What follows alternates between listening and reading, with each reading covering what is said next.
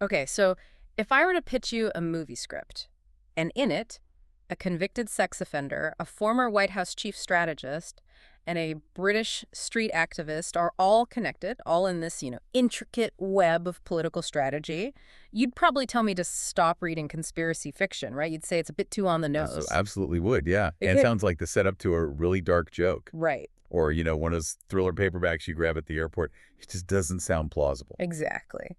But today, we're not doing fiction. We're looking at a stack of documents, investigative reports, leaked emails, text messages, and current election coverage. And it proves this connection is not only real, it's documented. And the ripples are hitting British politics right now, as we speak, in February 2026. And it is. It is a strange trio, to put it mildly. We're talking about the late Jeffrey Epstein, Steve Bannon, and Tommy Robinson. And what's wild to me is the timeline. We're going to be jumping between two very different worlds today. We start in 2018 looking at these secret texts that show Jeffrey Epstein in a role I frankly never pictured him in as a high-level political consultant.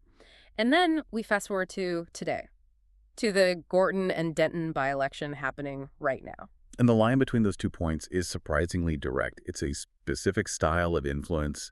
It's a story about how these global networks operate in the shadows to shape what we all think of as local politics. It really highlights that tension between the public political brand, the voice of the people, and the private reality of who is actually pulling the strings. So let's unpack this. We have a lot to cover. We need to look at these leaked texts, really understand the strategy, and then see how that same strategy is causing a huge headache for Reform UK this week.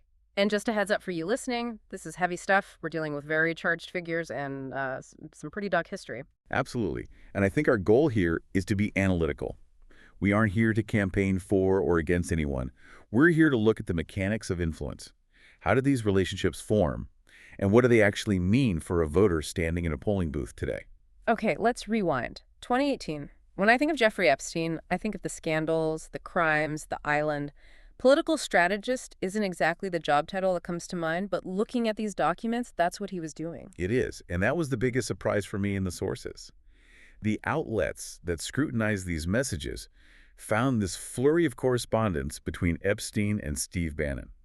Now, for context, you have to remember where we were in 2018. Bannon had left White House. He was, a free agent, but still arguably the most prominent figure in the global populist movement. Right, he was spending a lot of time in Europe then, wasn't he? Trying to build that movement to unite all the right-wing parties. Exactly that, a populist superstructure.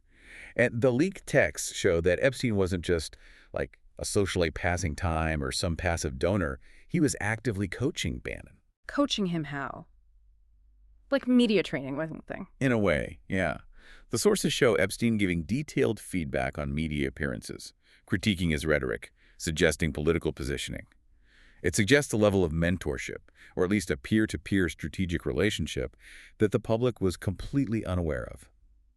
Epstein was advising Bannon on how to position himself and his anti-establishment ideas on the world stage. Which is just incredibly ironic, isn't it? I mean, Bannon's whole brand is the swamp. It's the elite versus the people. Yeah. And yet here he is taking advice from a billionaire financier with a horrific reputation, even back then. It completely shatters the illusion of the grassroots outsider.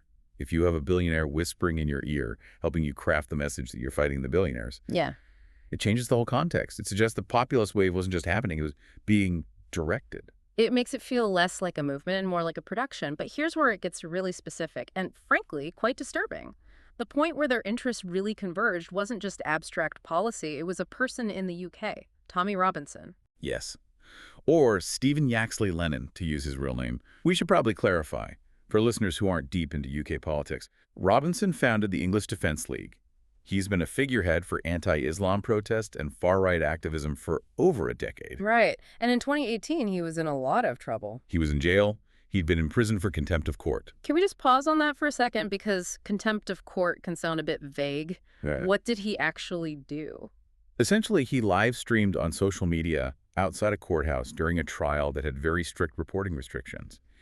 In the UK, there are laws about what you can report while a trial is active to make sure the jury isn't biased. Robinson violated that. It was a legal matter. He broke the rules. He went to jail. Pretty cut and dry. Okay, so for the UK legal system, this is a procedural crime. He endangered a trial. But for Epstein and Bannon, they saw something else. They saw a golden opportunity. The sources detail this specific exchange in August 2018, right after Robinson was released on bail. Epstein reportedly sent a message to Bannon.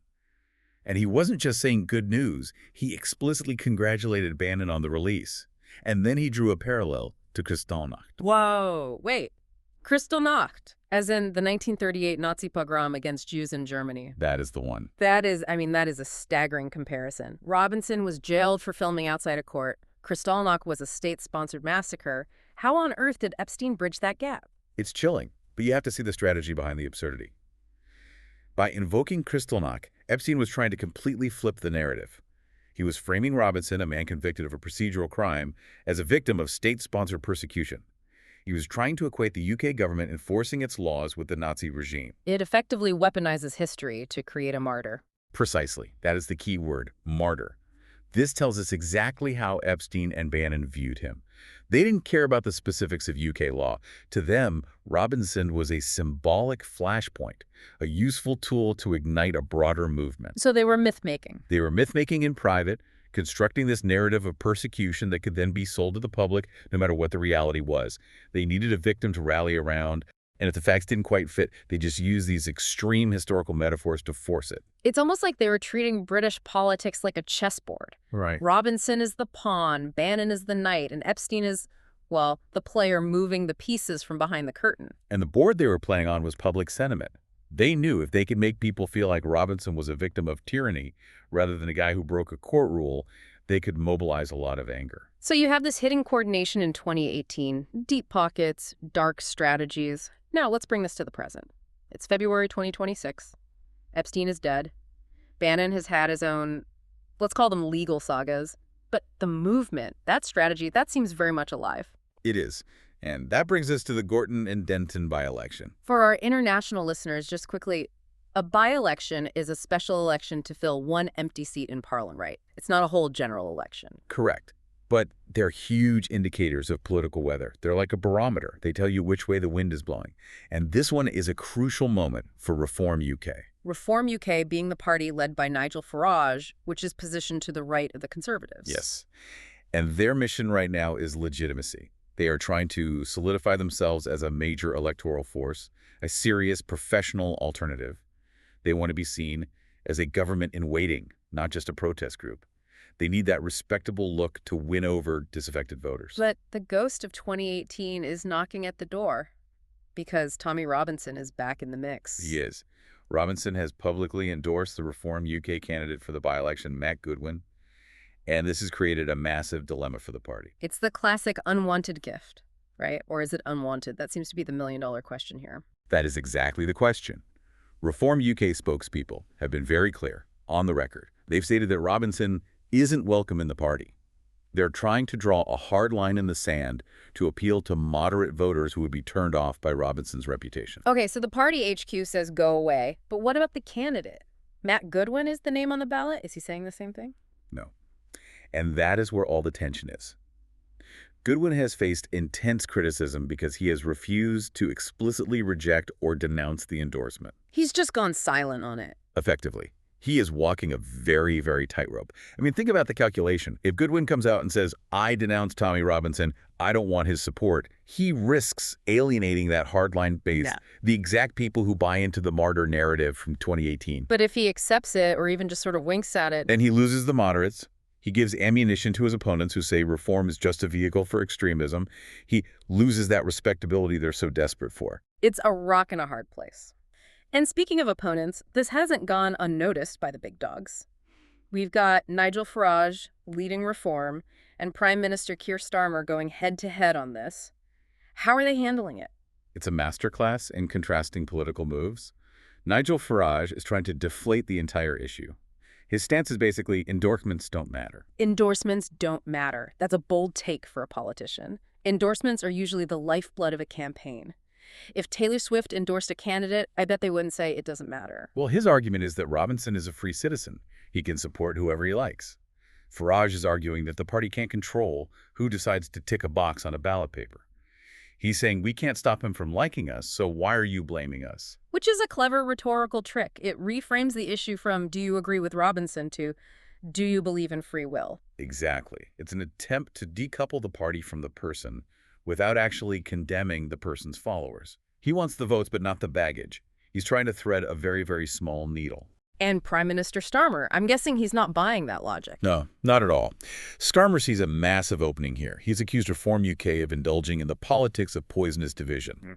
For Starmer, this isn't just one random endorsement. He sees it as proof of character. He's saying silence is complicity. Yes, he's arguing that Reform is willing to court or at least tolerate extremist elements if it helps them win. He's using this to frame the by-election as a choice. You can have mainstream stability with Labour or dangerous divisiveness with Reform. He's using Goodwin's silence to paint the whole party with that same brush. So let's zoom out. We started with Epstein and Bannon in 2018, looking at texts comparing a court case to a pogrom. And now we're at a by-election in 2026 where a candidate won't disavow the man at the center of that comparison. What's the thread that ties all this together? The thread is the underdog narrative. That is the engine of this entire machine. In 2018, Epstein and Bannon were working to paint Robinson and the far right as scrappy underdogs fighting a corrupt system.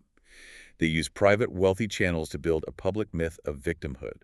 And in 2026, Reform UK is running on that exact same energy. Us against the establishment. Us against the elites. Correct. But the sources we've looked at today, they reveal the crack in that foundation.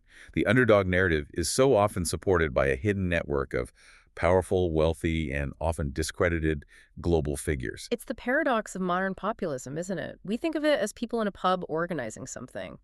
But when you peel back the layers, you find billionaires and strategists coordinating internationally. It really challenges the definition of grassroots. Yeah. When the messaging was being workshopped by Jeffrey Epstein, can you really call it organic? It makes you question the authenticity of the anger. Not that the voters aren't angry, they are. But the direction that anger is being pointed, that feels engineered. It does. And despite all the scandals, despite Epstein's death, the legal battles, this movement is deeply persistent. It adapts. It's like a virus that mutates.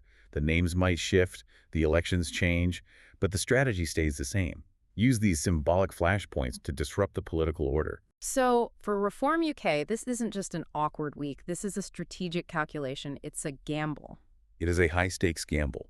By refusing to truly sever ties with the far right's most notorious figure, they are making a choice. They're betting that the energy of that angry base is worth more than the respectability they need to win over the center. And that brings us back to Matt Goodwin in Gorton and Denton. He's the one standing in the middle of this. We talked about his silence. In politics, silence is an action. We have to remember that. Refusing to denounce is a decision. It signals to the voter that there is, at the very least, a tolerance for the views Robinson represents. And considering the history we discussed, the Kristallnacht texts, the intent to use them as a weapon, that tolerance carries a lot of weight. It's fascinating how a few text messages from years ago can cast such a long shadow. We tend to think of elections as local events, local roads, local hospitals. But this really shows you can't separate the local from the global anymore. No, you can't. The local candidate is often just the tip of a very large, very submerged iceberg of influence. So, as we wrap up, we've gone from the secret digital life of Jeffrey Epstein to the very public ballot boxes of 2026. It's a lot to process. It is. But if there's one takeaway, it's that we need to be more skeptical consumers of political narratives. We have to look past the surface.